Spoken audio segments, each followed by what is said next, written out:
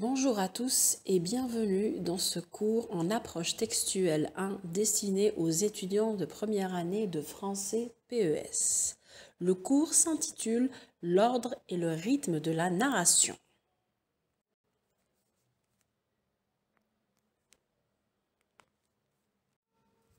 L'ordre et le rythme de la narration sont des éléments fondamentaux dans la construction d'un récit.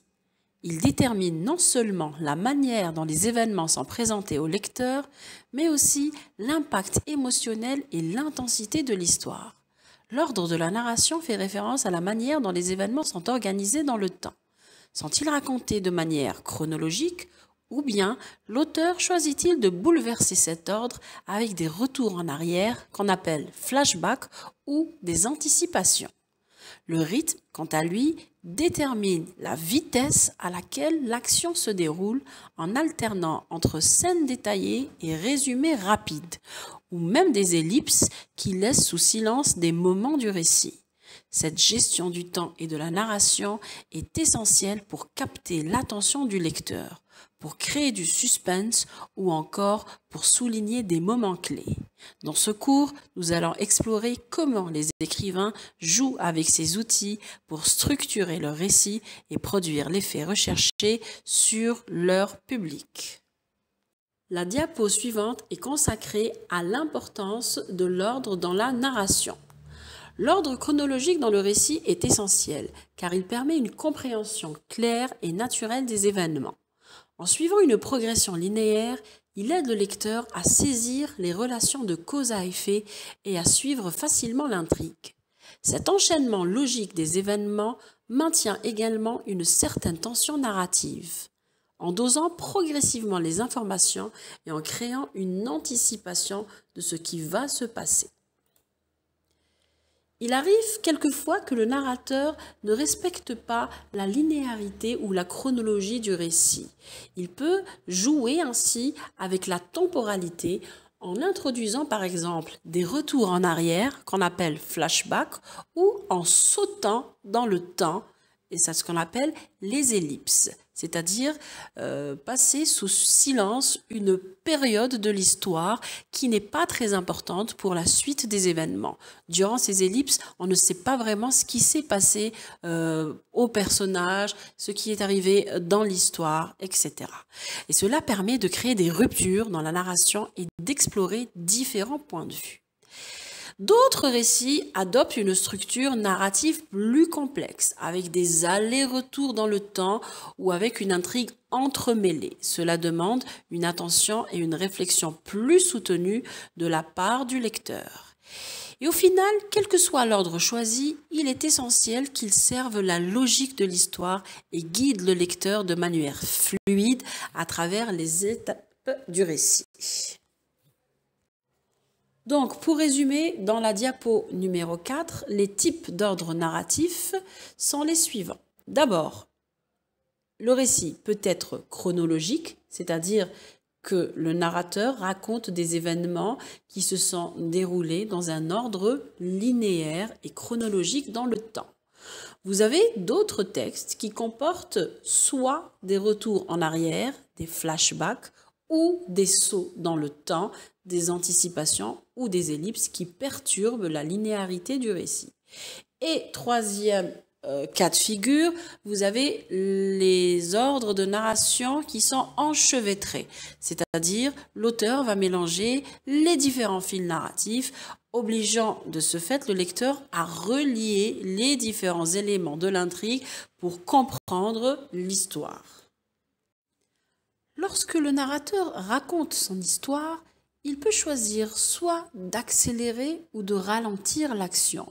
Il existe pour cela différents procédés pour toucher au temps dans le récit.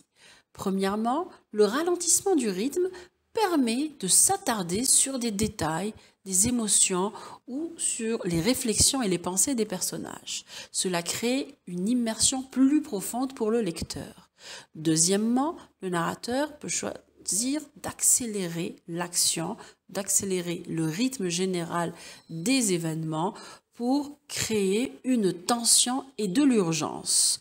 Cette accélération peut être utilisée pour souligner des moments clés ou de rebondissements dans l'intrigue.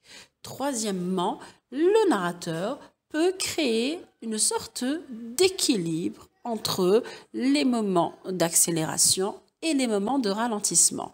Il trouve ce juste équilibre entre ces moments-là pour créer un rythme optimal et maintenir une attention constante du lecteur. Ainsi, le contrôle du rythme narratif est essentiel pour guider l'expérience de lecture et susciter les émotions souhaitées chez le lecteur. D'autres techniques permettent au narrateur de jouer sur le rythme de la narration.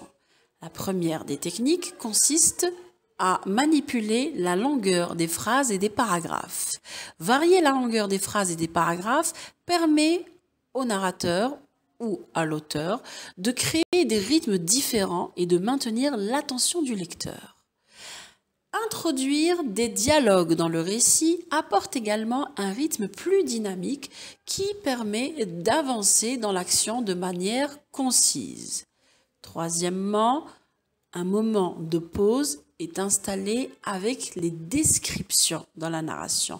Quand le narrateur trouve que les événements sont trop rapides ou que l'histoire va trop vite, il peut choisir de ralentir le rythme du récit en introduisant des descriptions afin de créer ce qu'on appelle des moments de respiration, c'est-à-dire laisser le temps au lecteur de souffler un peu.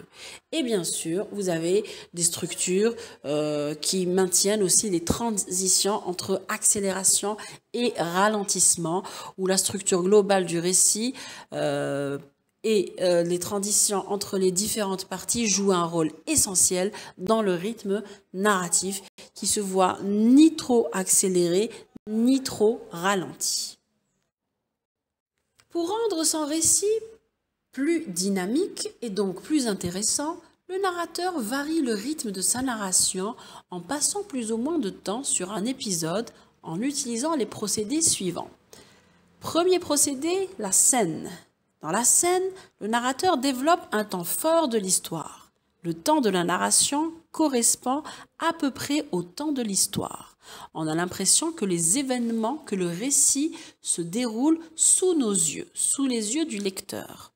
Deuxièmement, le sommaire. Dans le sommaire, le narrateur résume brièvement une période sans véritable importance. Le sommaire sert souvent de transition entre deux scènes et il est là pour accélérer le rythme du récit.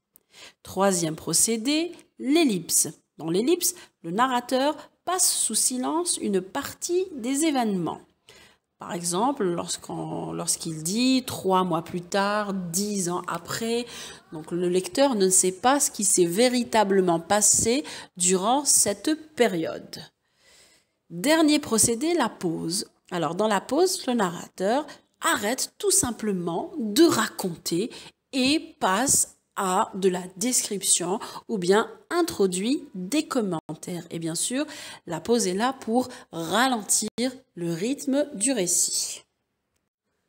Passons maintenant aux effets du rythme sur l'engagement du lecteur, c'est-à-dire quelles sont les émotions et les sentiments qui se développent chez le lecteur lorsque le récit s'accélère ou bien se ralentit. D'abord, il y a de la tension et du suspense lorsque le rythme est rapide et soutenu. Et bien sûr, cela maintient le lecteur en haleine jusqu'à la fin. De l'immersion et de l'empathie quand le rythme est plus lent. Et donc, ça permet au lecteur de ressentir les émotions des personnages, d'avoir de l'empathie envers eux et d'éprouver la même chose qu'eux. Troisièmement, de la réflexion et de l'introspection.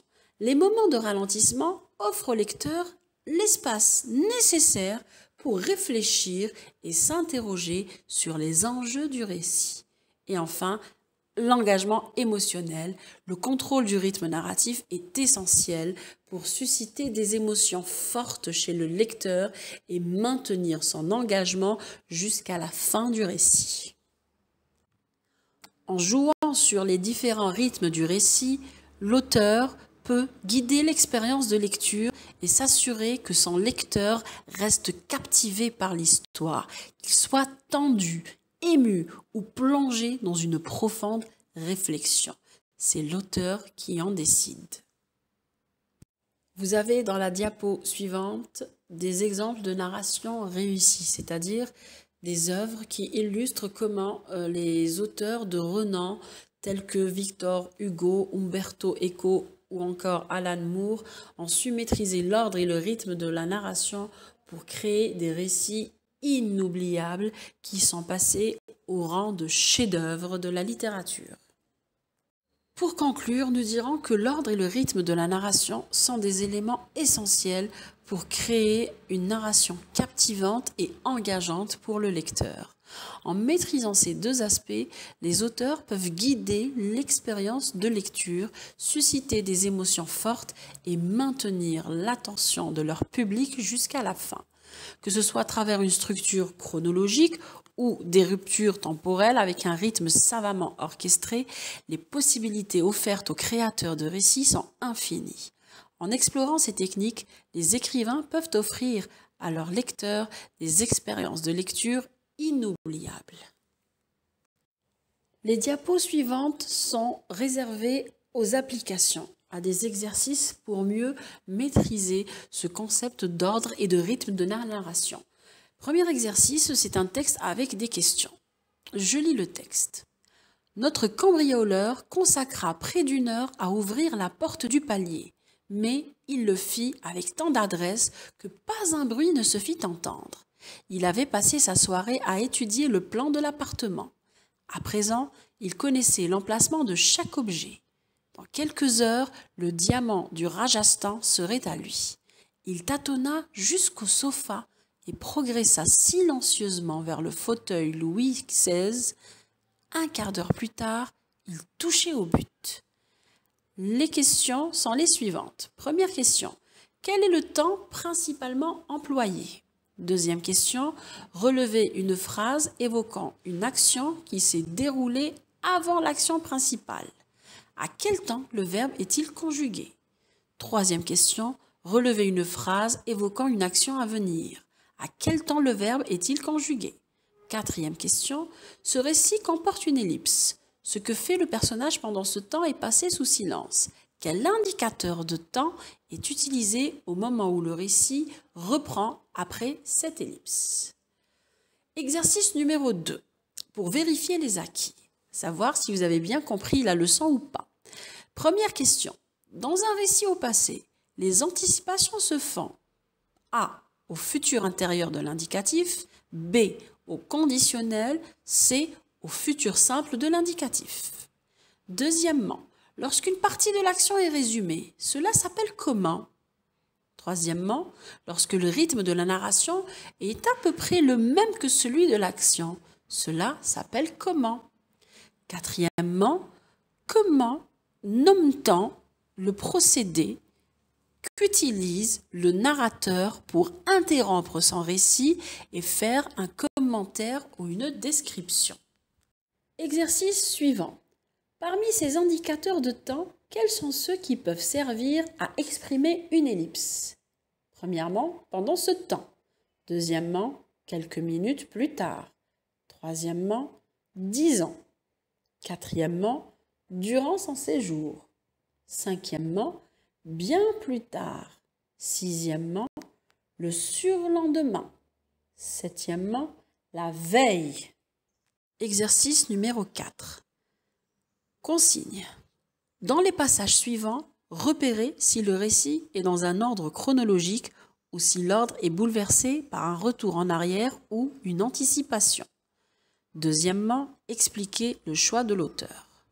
Premier extrait. Manon Lescaut, l'abbé Prévost.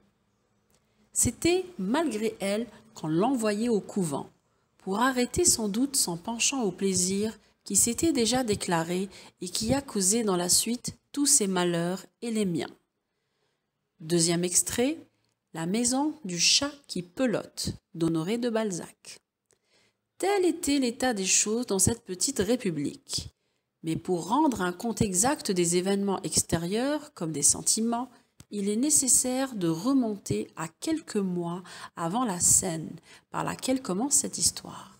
À la nuit tombante, un jeune homme, passant devant l'obscure boutique du chat qui pelote, y était resté un moment en contemplation à l'aspect d'un tableau qui aurait arrêté tous les peintres du monde. Diapo suivante, exercice numéro 5. Dans le texte qui suit, l'auteur a choisi des rythmes différents pour raconter la fin d'une longue histoire d'amour impossible. Nommez les différents rythmes utilisés. Scène, sommaire, ellipse, etc. et justifiez vos choix. Extrait de l'Éducation sentimentale de Gustave Flaubert. Il voyagea. Il connut la mélancolie des paquebots, les froids réveils sous la tente, l'étourdissement des paysages et des ruines, l'amertume des sympathies interrompues. Il revint. Il fréquenta le monde et il eut d'autres amours encore. Des années passèrent et il supportait le désœuvrement de son intelligence et l'inertie de son cœur. Vers la fin de mars 1867, à la nuit tombante, comme il était seul dans son cabinet, une femme entra. « Madame Arnould, Frédéric !» Elle le saisit par les mains, l'attira doucement vers la fenêtre et elle le considérait tout en répétant « C'est lui, c'est donc lui !» Dernier exercice, exercice numéro 6 sur la production écrite. Racontez un épisode de votre vie. L'épisode peut être fictif en variant l'ordre et le rythme de la narration pour dynamiser le récit et tenir en haleine votre lecteur.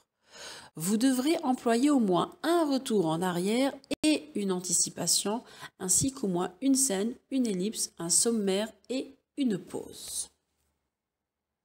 Les diapos suivantes, c'est-à-dire la diapo 16 et la diapo 17, concernent la correction des exercices.